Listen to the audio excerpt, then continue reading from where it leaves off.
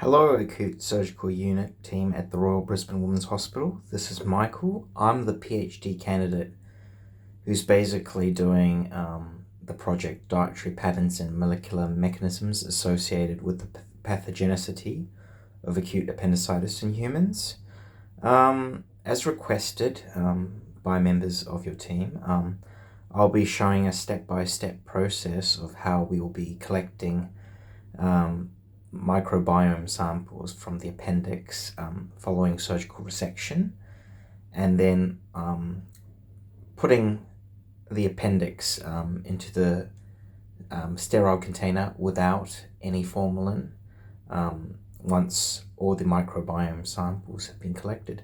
So I think we'll go through the list of equipment that we have today. So first of all, as you can see, I know this is from a Kinder Surprise toy, but the reason why I have this here is because of its tubular structure, it kind of helps us simulate what an appendix may be like once it's removed, because obviously an appendix is a tube-like structure between the small and the large intestine of the lower gut.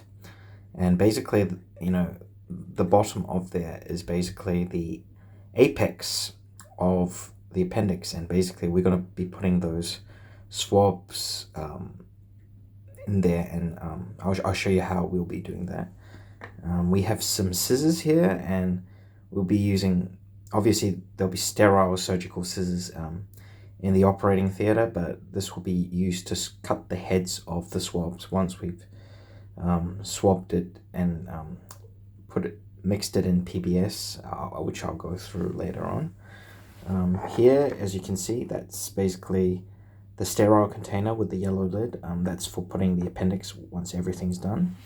For these first two Eppendorf tubes, which should be open when we collect these samples, microbiome samples, they have PBS in them, as you can see here, and there's two of them with PBS, and there's one Eppendorf tube that's empty, which is for collecting the swab heads once we've collected the microbiome samples, which I'll show you.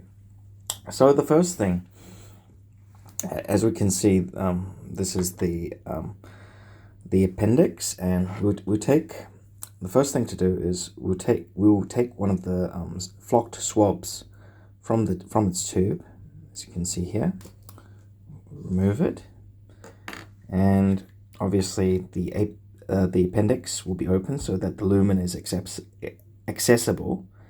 And what we do is we put it at the apex of the appendix, and then we swab it here like this in a clockwise direction for 3 times. So it goes 1, 2, 3, right?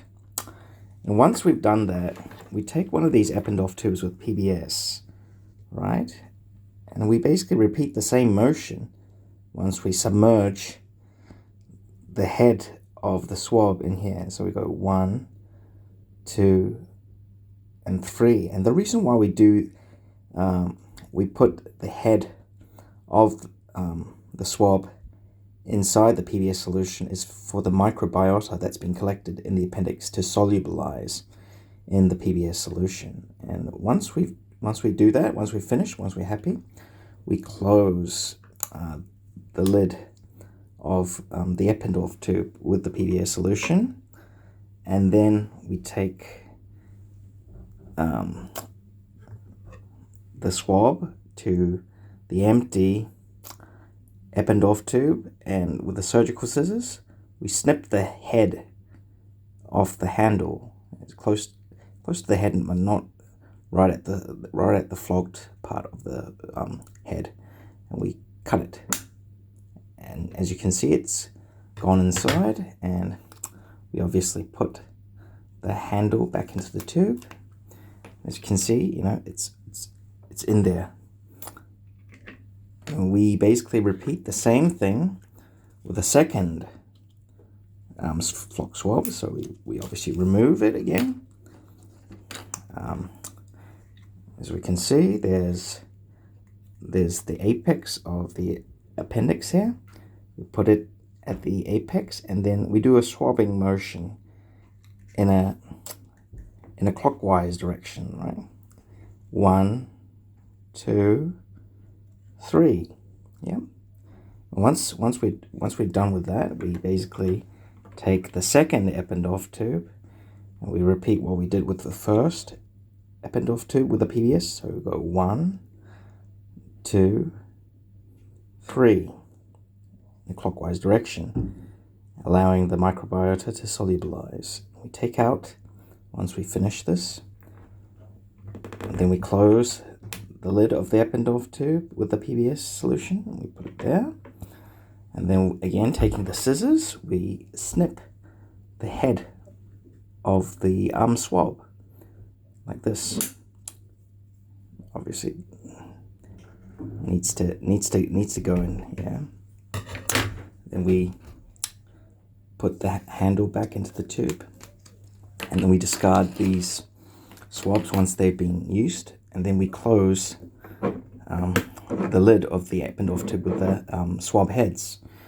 And after all the swabbing for the microbiome has been done, we open the sterile container, and as you can see, the appendix, we put it into the sterile container, and we seal it, and then we will transfer this to the specimen storage room on level 4, and basically once all the samples have been collected, I'll be given a call or a text or something, so that I will come to collect these samples, and I'll be walking the appendix samples to Pathology Queensland with the relevant consent forms and pathology related documents, so that they can process the samples and give me back